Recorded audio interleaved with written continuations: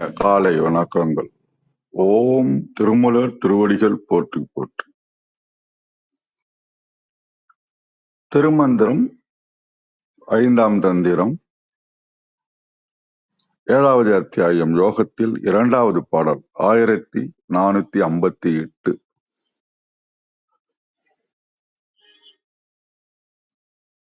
சிவபெருமான் எவ்வளவு உயரத்தில் இருக்கின்றான், பல யோகங்கள் பயின்றும் யுக யுகங்களாக இருந்தாலும் உணராதவர்கள் நிறைய பேர் உள்ளார்கள். யுகம் யுகமாக முயன்றாலும் மற்றவர்களால் உணரப்பட முடியாதவர்களாகவும் இருக்கிறார்கள். இதற்கு உதாரணமாக அரியும் பிரம்மனும் பல யுகங்கள் முயற்சித்தும் அவனுக்கு கிடைக்காதவன். அவ்வளவு பெரிய எட்ட முடியாத உயரத்தில் உச்சியில் இருக்கின்றான் சிவபெருமான்.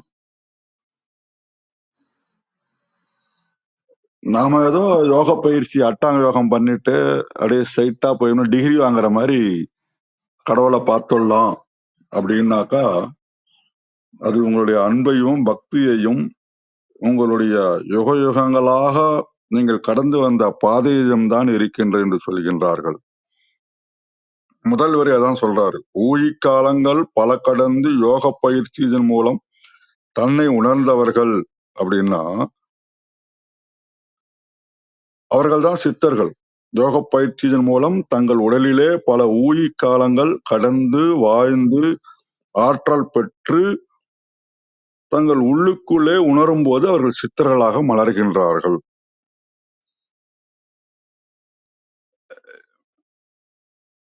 அப்ப யோகியுடைய நிலை என்னன்னா அவங்க எப்படி இருப்பாங்க அப்படின்னாக்கா, உலக நிகழ்வுகளும் ஊழிக்கால மாற்றங்களும் அவர்களை பாதிக்காது, இறைவனோடு ஒன்று இருப்பார்கள்.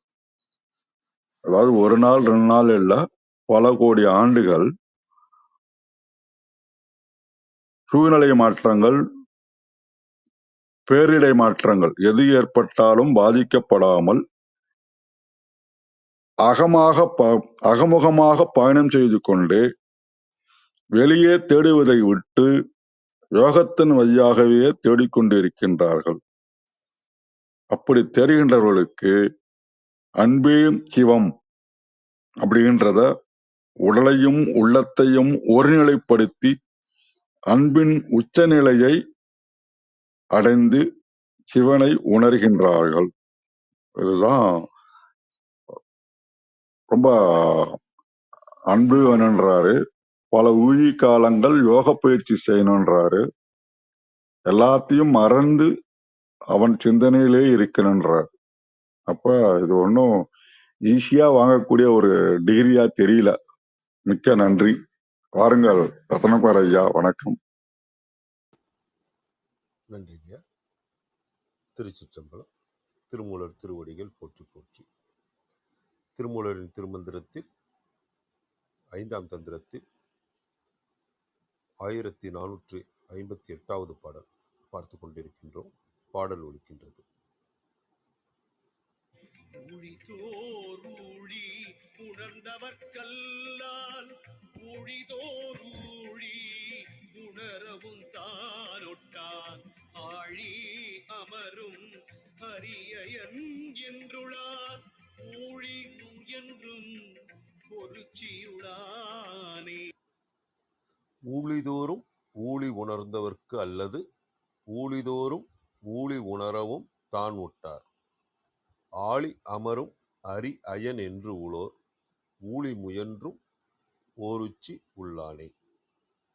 இதன் விளக்கமாக சரவணனையா தளத்திலிருந்து, ஊழிக்காலம் ஒவ்வொன்றிலும் ஊழியாக இருந்து அனைத்தையும் அழித்து மீண்டும் உருவாக்குகின்ற இறைவனை யோகத்தின் வழியால் சென்று தமக்குள் உணர்ந்தவர்களைத் தவிர வேறு யாராலும் உணர இயலாது. ஊழிக்காலம் ஒவ்வொன்றிலும் ஊழியாக இருந்து அனைத்தையும் அழித்து மீண்டும் உருவாக்குகின்ற இறைவனை தமக்குள் உணர்ந்து கொண்ட யோகியர்கள் அந்த ஊழிக்காலத்தோடு தானும் ஒட்டாமல் விலகி இறைவனை மட்டுமே சார்ந்து இருப்பார்கள். பார்க்கடலில் பள்ளி கொண்டு அமர்ந்திருக்கும் திருமால், அவரது தொப்புள் கொடியில் இருக்கும் தாமரை மலரில் வீற்றிருக்கும் பிரம்மன் என்று இருக்கின்ற தெய்வங்களும் ஊழிக்காலத்தோடு ஒட்டாமல் இருக்கின்றார்கள். ஊழிக்காலம் எவ்வளவுதான் இவர்களை அழிக்க முயற்சி செய்தாலும் அதனால் அழிக்க முடியாத ஒரு மாபெரும் உயரத்திலிருந்து அவர்களை பாதுகாக்கின்ற அரணாக இறைவன் இருக்கின்றான். இதன் உட்கருத்தாக நேற்றைய பாடலில் பார்த்தபடி யோகம் செய்து தமக்குள் இறைவனை உணர்ந்து அவனை மட்டுமே சார்ந்து இருக்கின்றவர்களை ஊழிக்காலம் எவ்வளவு முயன்று பார்த்தாலும் அழிக்க முடியாத அளவு பாதுகாக்கின்றான் இறைவன் அப்படின்னு இது சரவணன் ஐயா தளத்தில் கொடுத்துருக்கிற விளக்கம். இன்னொரு விளக்கமாக தேவாரம்.org இருக்கிறதையும் பார்ப்போம். யோக பயிற்சியால் பல ஊழிகள் செல்லவும் எடுத்த உடம்பு நீங்காது நிற்க அதன்கண் நின்று அவ்வூழிகளை காண வல்லவர்க்கல்லது ஊழிகள் தோறும் காரண கடவர்களது தொழிலில் பட்டு பிறந்து இறந்து உழல்பவர்க்கு அப்பிறப்புகளில் பல்லூழிகள் சென்றாலும் அவர் தன்னை உணரனில்லான் சிவன். பார்க்கடலில் பள்ளி கொள்பவனாகிய மாயோனும் பிரம்மனும் என்று சொல்லப்பட்ட தலைமை தேவர்களே பல்லூழி காலம் தேடியும் காணவராமல் அவர்களது ஆற்றலுக்கு அப்பாற்பட்டு அவன் நின்றதே அதற்கு சான்று. இதன் குறிப்புரையாக உச்சி என்றது மேலுள்ள இடத்தை. இதனால் இறைவன் சரியை கிரியை என்பவற்றிற் போலன்றி யோகத்தில் வெளிப்பட்டு விளங்குதல் கூறப்பட்டது அப்படின்னு இதற்கான விளக்கமா தேவாரம்.org கொடுத்துருக்குறாங்க. ஊழிக்காலங்கிறது எவ்வளோ ஒரு பிரமாண்டமா இருக்கு, அதையெல்லாம் தாண்டி எப்படி அவர் உணர்றது அப்படிங்கிறத சொல்ல வரதா பார்க்கலாம். ஐயா அர்த்தனார் ஐயா, வாருங்கள் ஐயா.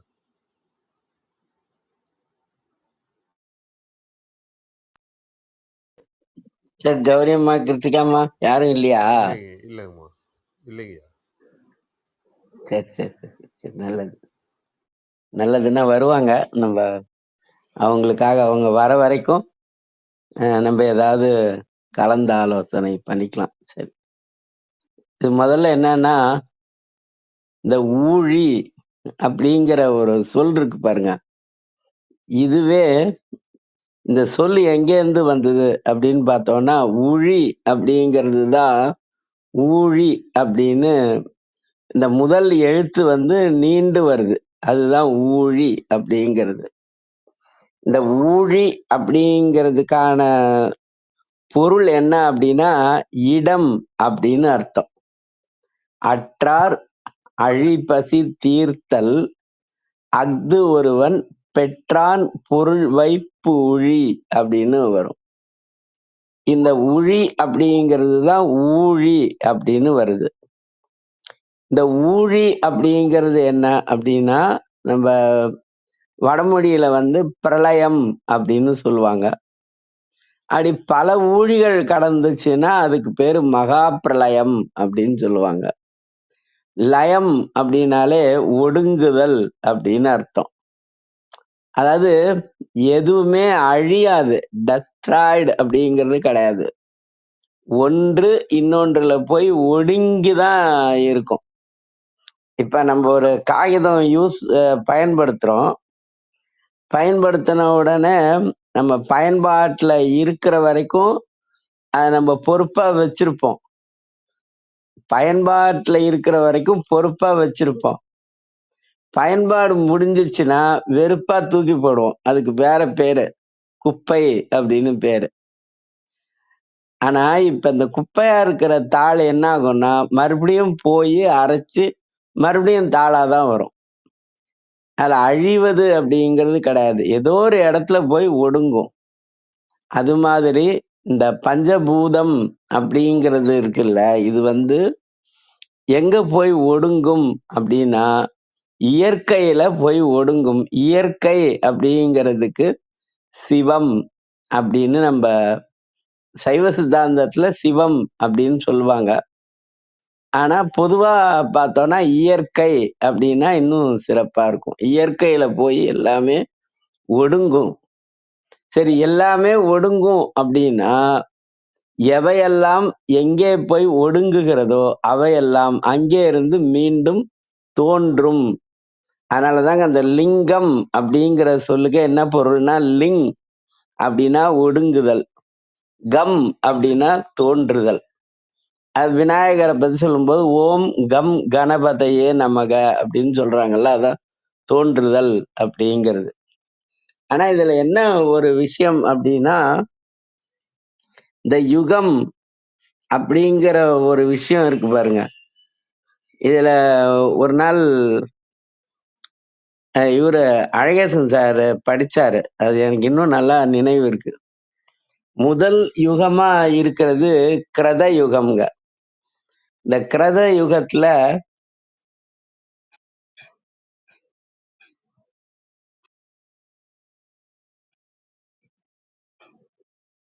யாரும் வரல. சரி. அதனால இந்த இதுல பார்த்தோம்னா, முதல்ல இருக்கிற யுகம் என்ன யுகம் அப்படின்னா கிரத யுகம். கிரத யுகத்துல நல்லவங்களுக்குன்னு ஒரு உலகம் இருந்தது. தீயவர்களுக்குன்னு ஒரு உலகம் இருந்தது. தீயவை தீய பயத்தலால் தீயவை தீயினும் அஞ்சப்படும்.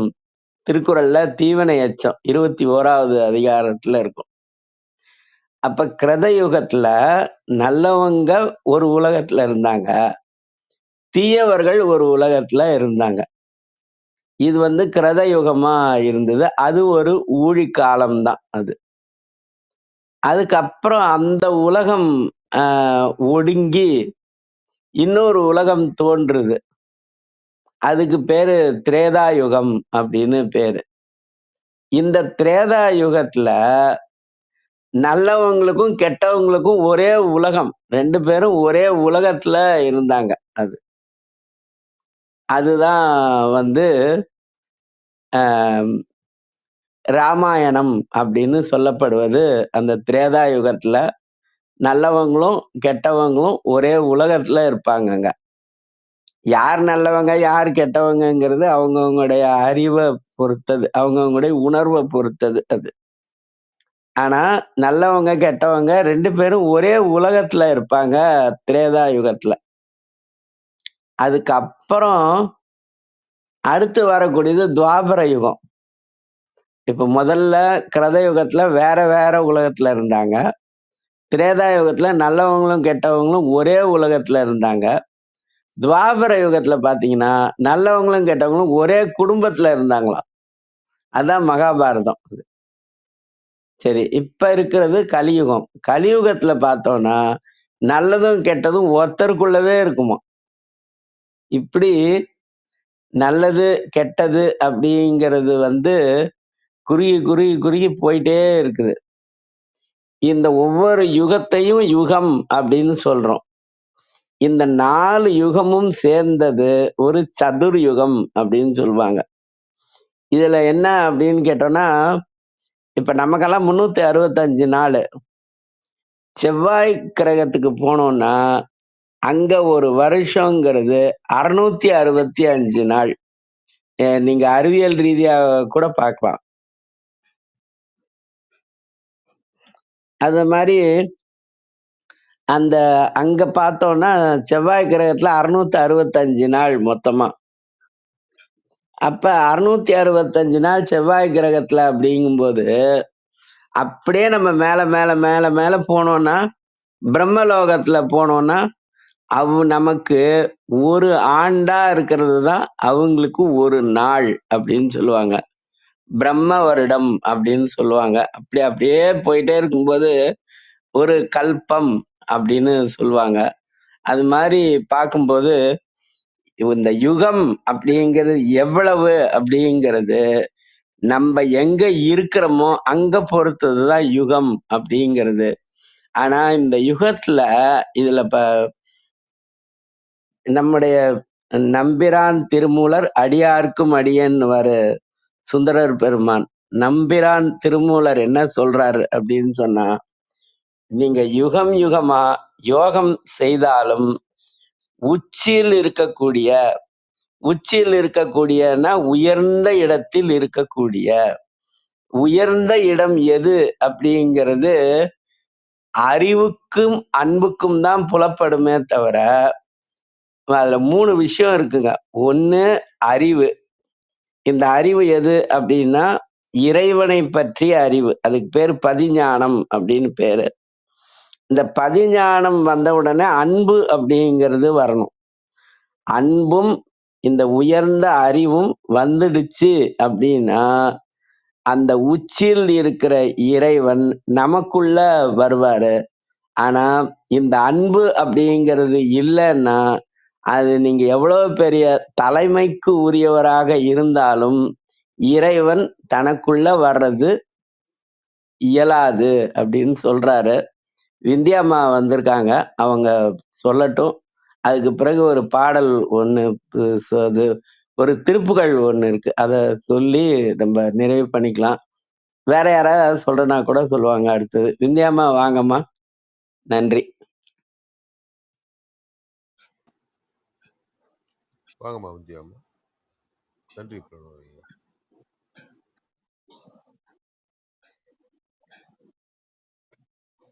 இதுல ராஜசேகரன் சார் வந்திருக்காரு. அதுக்கப்புறம் விந்தியாம்மா சொன்ன உடனே ராஜசேகரன் சார் விளக்கம் சொல்லுவாரு. அப்புறம் பாடல் ஓதி நிறைவு பண்ணிக்கலாம்.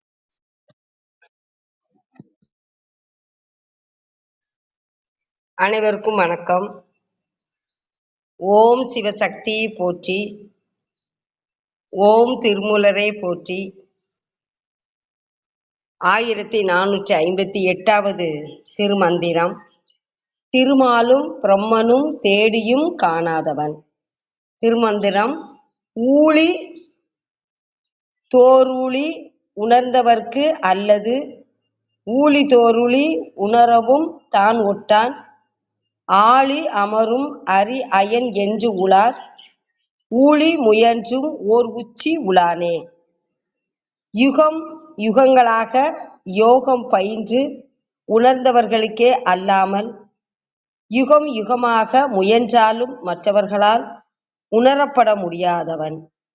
பார்க்கடலில் துயிலும் திருமாலும் பிரமனும் என்று இருக்கின்ற எவராலும் பல யுகங்களாக முயற்சித்தும் காண இயலாது எட்ட முடியாத உயரத்தில் உச்சியில் இருப்பவன் சிவபெருமான். ஊழி யுகம் பல கோடி ஆண்டுகள். ஆழி கடல் திருப்பார்கடல். அரி திருமால். அயன் பிரம்மன். கழக வெளியீட்டில் ஊழித்தோரூழி பலவரினும் என்றும் ஒருபடித்தாய் நின்று நிலவும் முழுமுதற் சிவனை அவன் அருட்கண்ணால் உணர்ந்தவர்களுக்கு அல்லாமல் பல ஊழி கண்டாலும் தம் அறிவால் அச்சிவனை காண முடியாது. சக்கரப்படையை தாங்கும் அரியும் அயனும் பல ஊழி முயன்றும் காண ஒண்ணாது நீங்கி மறைந்து நின்றனன். ஒருச்சி ஒருவி என்பதன் திரிபு ஒருவி நீங்கி, ஒருச்சி விலகி நீங்கி ஒருவி. அனைவருக்கும் நன்றி, வணக்கம். சிவசிவ. திருச்சிற்றம்பலம். நன்றிங்கம்மா. நன்றி விந்தியாம்மா. ஐயா சார் ராஜசேகரன் ஐயா. ராஜசேகரன் சார் இன்வைட் கொடுத்துருக்கேன், வந்திருக்காரா பாருங்க. வந்துட்டாருங்க ராஜசேகரன். நன்றி நன்றி. ராஜசேகரன் ஐயா வாருங்கள் ஐயா. வணக்கம். திருச்சபைக்கு இந்த பாடலையும் வரிக்கு வரியான விளக்கத்தையும் பல பேர் இங்க கொடுத்ததையும் இப்ப கேட்டிருக்கோம்.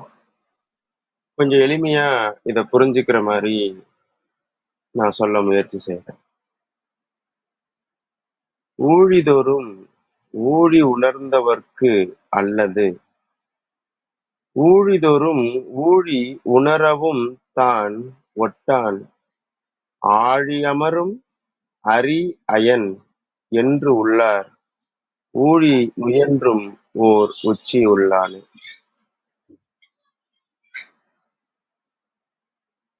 இந்த யுகம் யுகமாக இறைவனை உணர்ந்தவர்க்கு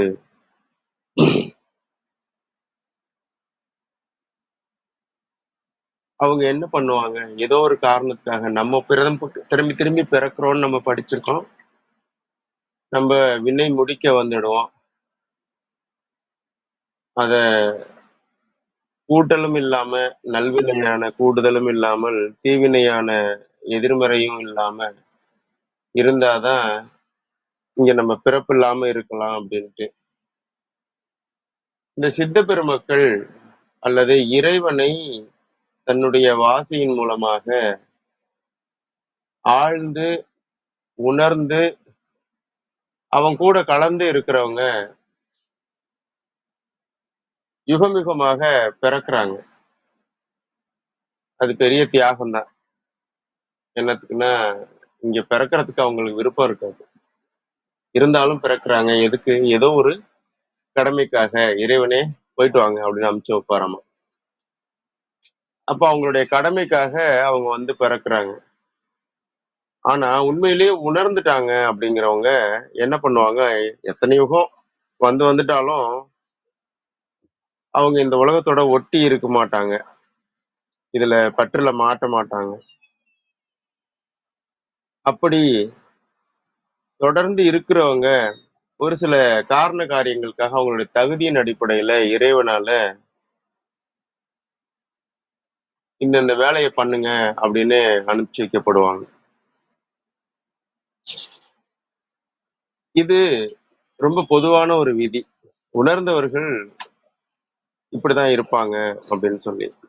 அது அரிக்கும் அயனுக்கும் கூட ஒண்ணுதான். இப்போ இந்த தன்னுடைய வாழ்க்கை கடல்ல நம்ம இறைவனை உணர்ந்தோம் அப்படின்னா அவர் எங்க இருப்பார்? உங்களுடைய சிரசின் உச்சியில இருக்கக்கூடிய அந்த சக்கரத்துல தான் அவர் இருக்கார். அதை உணர வேண்டிய நாமோ மூலாதாரத்துல மாட்டி கிடக்கிறோம். கொஞ்சம் எழுப்பி கொண்டு போய் தொட வேண்டிய தேவை இருக்குது. அதை நினைவுல படுத்தி இதை மேலோட்டமா நம்ம புதுசா படிக்கிறவங்க உணர முயற்சி பண்ணாங்கன்னா இந்த அளவுல அதை புரிஞ்சுக்கிட்டா போதும். இதுல இருக்கக்கூடிய கருத்துக்களை மட்டும் அப்படியே நம்ம தமிழ் பாடல் மாதிரி பார்க்காம இதை வந்து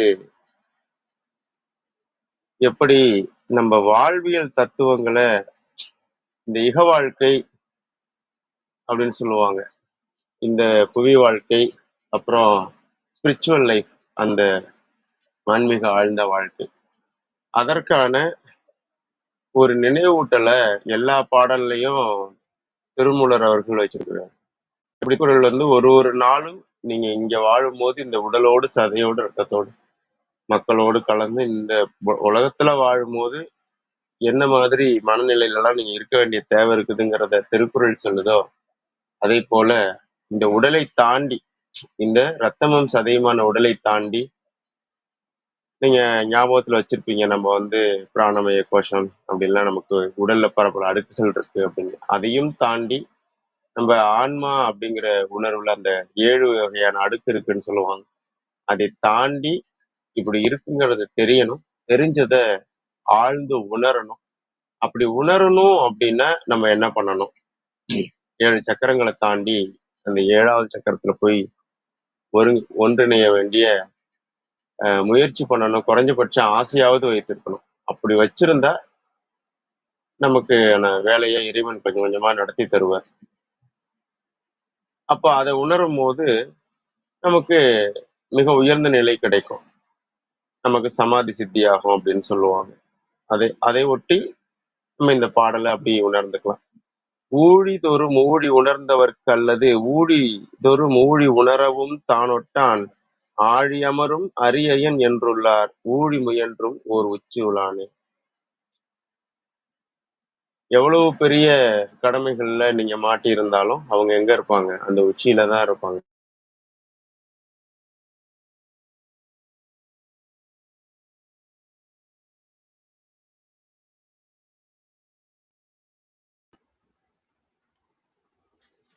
ஐயா திடீர்னு இதாகிட்டாரு, வெளில போயிட்டாரு.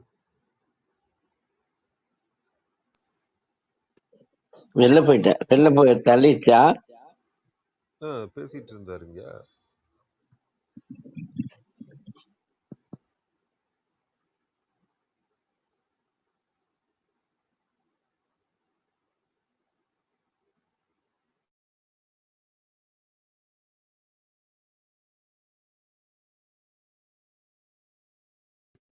ஃபோனா ஒருவேளை ஃபோன் காட்டுதா என்னன்னு தெரியலையே. இல்லைங்க, அவரோட இதே சரி. காமிக்கல, ஐடி எதுவுமே டக்குன்னு நம்ம ஐடியா காட்டல.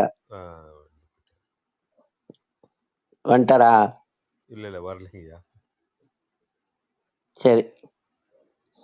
அதனால இப்போ இங்க இதுல என்ன ஒரு நுட்பமா ஒரு விஷயத்த வந்து திருமூலர் நமக்கு சொல்றது என்ன அப்படின்னா, உணர்தல் அப்படிங்கிறது தான் ரொம்பவும் நம்ம வந்து செய்ய வேண்டிய செயல். நம்ம சரியை, கிரியை, யோகம், ஞானம் அது அப்படியே 4 நாளா பார்த்து 16வது நிலையாக இருக்கக்கூடிய ஞானத்தின் ஞானம் அப்படிங்கிற அந்த தன்மைக்கு போனாலும், அத தாண்டி அதுக்கும் மேல நன்னாளும் கடந்து ஒளிர் ஞான சபாபதின்னு வள்ளலார். அந்த தன்மைக்கு போனாலும் கூட, இறைவனை உணர வேண்டும் அப்படிங்கிறது தான். இந்த உணர்தல் அப்படிங்கிறத தான் எல்லா இலக்கியங்களும் சிறப்பா சொல்லும். அதாவது இந்த இசையில பார்த்தோம்னா, உச்சஸ்தாய் அப்படின்னு சொல்லுவாங்க. ரொம்ப மேல ஒசத்தி பாடுறது இருக்கு பாருங்க. அதுக்கு பேரு உச்சஸ்தாய் அப்படின்னுவாங்க. அப்படி உச்சத்துல இருக்கக்கூடியவர் இறங்கி வருவது அப்படின்னு அருளால் இறங்கி வருவது அப்படின்னா, அதற்கு அருள் வேண்டும். அந்த அருள் நமக்கு வரணும் அப்படின்னா, அந்த உணர்வு அப்படிங்கிறது வேணும். அதனாலதான் மாணிக்க வாசகருடைய சிவபுராணத்துல கடைசியில சொல்லியிருப்பாரு. சொல்லிய பாட்டின் பொருள் உணர்ந்து. இந்த பொருளை உணர்வது அப்படின்னா, சொல்லிய பாட்டின் பொருள் எது? இப்ப நம்ம நமசிவாய வாழ்கல இருந்து தொடங்கி 95 வரைக்கும் படிக்கிறோம். ஆனா அந்த 95 வரைக்கும் நம்ம தனித்தனியா பார்த்தோம்னா சொற்பொருள் அது. ஆனா சொற்பொருள் காண்பது அறிவு கிடையாதுல்ல. அறிவுதான். ஆனா அதுவே அறிவு கிடையாது. ஆனா எது அறிவு? நுண்பொருள் காண்பதுதான் அறிவு. அப்ப நுண்பொருள் எது? சொல்லிய பாட்டின் பொருள் எது அப்படின்னா, பரம்பொருளை உணர்வது. அதுதான் அந்த பொருளுக்கான அர்த்தமே அதுதான். அதனால அந்த பரம்பொருளை உணர்கிறவர்கள் எளிமையாக இறைவனை அறியவும் அடையவும் முடியும் அப்படிங்கிறது தான் இந்த பாட்டுல திருமூலர் நமக்கு சொல்லக்கூடிய செய்தி. அதனால நம்ம வந்து வாசிக்கிறது அப்படிங்கிறது, நான் இன்னைக்கு ஒரு 20 பாட்டு படிச்சேன் அப்படிங்கிறது முக்கியம் கிடையாது. ஒரு பாட்டு ஒரு நாள் முழுக்க படிச்சாலும் அதை நம்ம உணர்ந்து உணர்ந்து படிக்கிறோமா அப்படிங்கிறது தான் ரொம்ப முக்கியம். அதனால வந்து திருப்பாவையில 5வது பாட்டுல மாணிக்க வாசகர் சொல்லியிருப்பாரு. ராசர் சார் வரலல்ல சார் இன்னும். சரி, வரலைங்கய்யா. அந்த பாடல் ஓதி நிறைவு பண்ணிக்கலாம். அது ஓரளவுக்கு இந்த பாட்டுக்கு ஒத்து வரும்.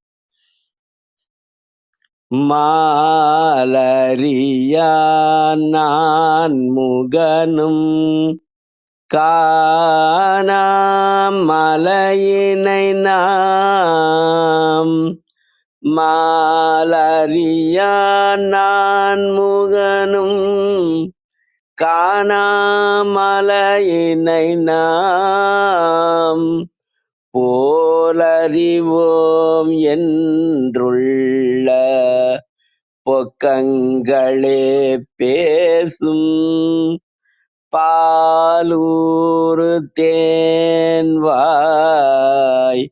படிரி கடை திறவாய் பாலூரு தேன்வாய் படிரி கடை திறவாய் ஞாலமே விண்ணே பிறவே அறிவறியான் ஞாலமே விண்ணே பிறவே அறிவறியான் கோலமும் நம்மை ஆட்கொண்டருளி கோதாட்டும் கோலமும் நம்மை ஆட்கொண்டருளி கோதாட்டும் சீலமும் பாடி சிவனே சிவனே என்று சிவனே சிவனே சிவனே என்று சீலமும் பாடி சிவனே சிவனே என்று ஓலம் இடினும் உணராய் உணராய்கான் சீலமும் பாடி சிவனே சிவனே என்று ஓலம் இடினும் உணராய் உணராய்கான் ஏல குழலி பரிசேலோர் எம்பாவாய் ஏல குழலி பரிசேலோர் எம்பாவாய். சிவா திருச்சிற்றம்பலம். நன்றி. ஒரு விஷயம் மறந்துட்டோம். யாராவது ஏதாவது சொல்லணும் கேட்கணும்னா சொல்லுங்க, கேளுங்க. நன்றி. அருமை அருமை. நன்றி. ஒரு ராஜசேகரன் ஐயா வந்துட்டாரு. ஐயா பேசிட்டு இருந்தீங்க, நடுவில் திடீர்னு வெளில போறது. சார் நீங்க உங்க கருத்தை தொடருங்க ராஜசேகர் சார்.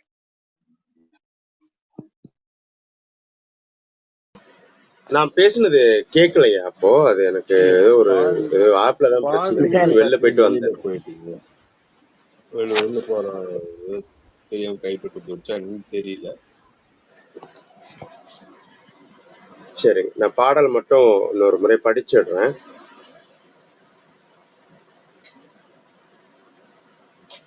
ஊழிதோரூடி உணர்ந்தவர்க்கல்லது ஊழிதோரூடி உணரவும் தானொட்டான் ஆழியமரும் அரியயன் என்றுளார் ஊழி முயன்றும் ஓர் உச்சியுளானே. யுகம் யுகமாக உணர்ந்தவர்க்கு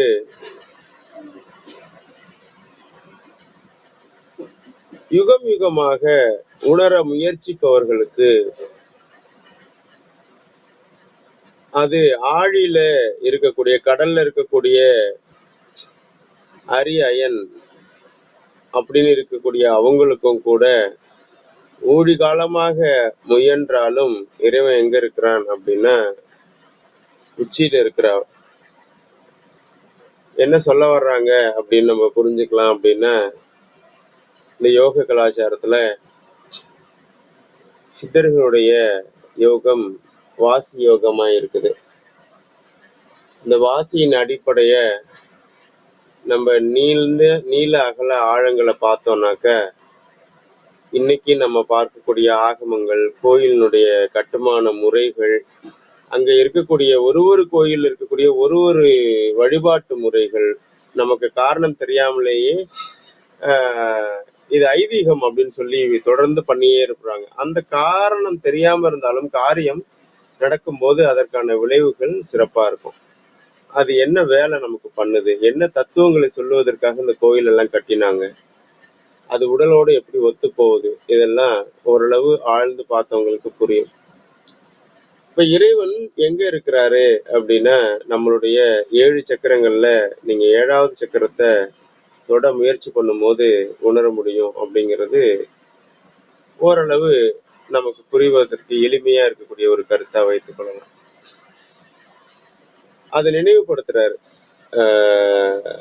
திருமூலர். இங்க வள்ளுவர் வாழும் போது எப்படி நிறைவா வாழ்றது, சரியா வாழ்றது, வெற்றியா வாழ்றது, எதிர்மறை எண்ணங்கள் இல்லாம எப்படி இயல்பா வாழ்றதுங்கிற கருத்துக்களை சொல்லியிருக்கிறாரோ, அதுல மறைபொருளா ஆன்மீகம் இருக்குது. திருமந்திரத்துல வாழ்வியல் மறைபொருளா இருக்குது. கொஞ்சம் அதிகமாக வெளிப்படும் அறிய இந்த யோகம், ஆன்மீகம் சார்ந்த விஷயங்கள் இங்க இருக்குது. நீங்க நிறைய தலைப்புகள் திருக்குறளும் திருமந்திரமும் ஒத்துப்போவதை கவனிக்க முடியும். நம்மளுடைய புரிதலின் ஆழத்துக்கு ஏத்த மாதிரி கருத்துக்கள் ரெண்டுலையுமே விரியும். இதை எப்படி ஒரு எளிமையான ஒரு வரியில புரிஞ்சுக்கலாம் இந்த பாடலை அப்படின்னா, யுகம் யுகமாக இறைவனை உணர முயற்சி பண்றீங்க அப்படின்னா, இறைவன் எல்லாருக்குமே பொதுவா எங்க இருக்காங்க? அவங்கவங்களுடைய உச்சியில தான் இருக்கிறார். அதை போய் உணர முயற்சி பண்ணுங்க. மால் அயன் அவர்கள் மனிதர்களோட ஒரு படி உயர்ந்தவர்கள்ங்கிற மாதிரி நீங்க நினைச்சுக்கலாம். ஆனா அவங்களே நீங்க கடவுளா வணங்கிக்கிறத தாண்டி இறைவனை நீங்க இன்னும் உணரணும் அப்படின்னா உங்களுடைய உச்சியில போய் உணருங்க, உணர்ந்து கொள்ளுங்கள் அப்படிங்கிறது இங்க சொல்லப்பட்டிருக்குது. இது எளிமையா நினைவுல வைத்துக்கொள்ள உதவியா இருக்கும் அப்படின்னு நான் நினைக்கிறேன். இன்னும் ஒரு முறை இந்த பாடலை நம்ம மீண்டும் படிச்சு கொள்ளலாம். படிக்கும் போது நம்ம நினைவுல வச்சுக்கலாம். ஊழி யுகம், மித்த வார்த்தையெல்லாம் நமக்கு ஒன்றும் கடினமானது இல்லை. ஆழி கடல், இங்க அரி அயன் பத்தி பேசியிருக்கிறதுனால இப்போ நீங்க படம் பாத்தீங்கன்னா திருமால் தொப்புள்ள இருந்து வரைஞ்சு பிரம்மா வரைஞ்சிருப்பாங்க. சரி தவறுங்கிறத விட்டுறலாம். அப்படி நீங்க அப்போ திருமால் எங்க இருக்காரு? கடல்ல இருக்காரு. அப்ப அவரு தொப்புள்ள இருந்து தாமரை மரம் உட்கார்ந்து இருக்கிற பிரம்மாவும் எங்க இருப்பார்? அவரும் கடல்ல தான் இருப்பார். அப்ப ஆழி அமரும் அரியன் அப்படின்னு தான் அங்க சொல்லியிருக்கிறாங்க. அப்ப ரெண்டு பேரும் கடல்ல தானே இருக்காங்க. நம்மளும் அங்கதான் இருக்கோம். நம்ம தலையில ஒரு கூட வச்சிருந்தோம்னா அதுவும் நம்ம கூட தானே இருக்கும். அந்த மாதிரி அதை புரிஞ்சுக்கலாம். அப்ப அப்படி இருக்கிறாங்க. இவங்க எல்லாருமே என்ன பண்றாங்கன்னா யுகம் யுகமாக முயன்று கொண்டே இருக்கிறாங்க. நம்மளும் கடவுள் ஆயிட முடியாதா? நம்ம கடவுளை பார்த்துடலாமா அப்படின்லாம் முயற்சி பண்ணியே இருக்கிறாங்க. அப்படி எல்லாருக்குமே இறைவன் உச்சியில் இருக்கிறான் அப்படிங்கிற ஒரு கருத்து இங்க சொல்லப்பட்டிருக்கு. எல்லாருக்கும் ஒண்ணுதான். அடிப்படையில இறைவனை உணர்வதற்கான வாய்ப்பு இருக்கக்கூடிய ஒரே உயிர் மனித இனமா இருக்குது. அதற்கான தகுதியோட இந்த உடல் படைக்கப்பட்டிருக்குது. அதற்காக இந்த உடலை உபயோகப்படுத்த வேண்டிய தேவை நமக்கு இருக்குது. அது நடக்கணும் அப்படின்னா நமக்கு இருக்கக்கூடிய வரம், அதே நேரத்துல நமக்கு இருக்கக்கூடிய சாபம் ரெண்டுமே ஒண்ணுதான். மனம், ஆறாவது அறிவு இல்லையா, அது சரியா பயன்படுத்தணும். அப்ப சரியா வாழணும். அப்ப நம்ம திருக்குறள் எடுத்துக்க வேண்டியிருக்கும். அதை தாண்டி ஓரளவு தெளிவு அதோடு சேர்த்து திருமந்திரமும் படிக்க ஆரம்பிக்கும் போது நமக்கு வேற சில புரிதல்கள் வரும். ஒரு தெளிவு வந்ததுக்கு அப்புறம் உங்களுக்கு இருக்கக்கூடிய வாய்ப்பை பயன்படுத்தி கொஞ்சம் யோகம் பழகினாக்க உச்சியில் இருக்கக்கூடிய இறைவனை நம்ம உணர்ந்து கொள்ள முடியும். அதற்கான நினைவூட்டுதலாக இந்த பாடலை நான் பார்க்கிறேன். நன்றிகளும் வணக்கங்களும். திருச்சபைக்கு வணக்கம். நன்றிங்க. நன்றி ராஜசேகரன் ஐயா. பாருங்கள் ஐயா, தொடர்ந்து வாருங்கள். நன்றிங்க ஐயா. பாருங்கள், சமயம் கிடைக்கும் போதெல்லாம் உங்களுடைய விளக்கம் புதிய கோணங்களும் புதிய சிந்தனைகளும் எங்களுக்கு கிடைக்கின்றன. மிக்க நன்றிங்க ஐயா. நன்றிங்க. நேரம் கருதி நிறைவு செய்து கொள்வோம். திருமந்திரம் கேட்க ஓத பயில அறிவில் உணர்வில் தூய்மையும் ஆன்ம உணர்வும் துணிவும் சஞ்சலம் சங்கடமற்ற வாழ்க்கையும் சிவன் மீது உண்மையான உணர்வு பெறுதலும் கிட்டும். யான் பெற்ற இன்பம் பெருகை உபயோகம் என்ற திருமூலரின் கூற்றுக்கு நம்ப வந்திருந்து கருத்துக்களை பகிர்ந்து கொண்ட சான்றோர்களுக்கும் மெய்யன்பர்களுக்கும் மிக்க நன்றி. தளம் நிறைவடைகிறது. மீண்டும் நாளை காலை 6:30 மணிக்கு கேள்வி ஞானம் ஆன்ம சுவாசம் நிகழ்வில் சந்திப்போம். 5, 4, 3, 2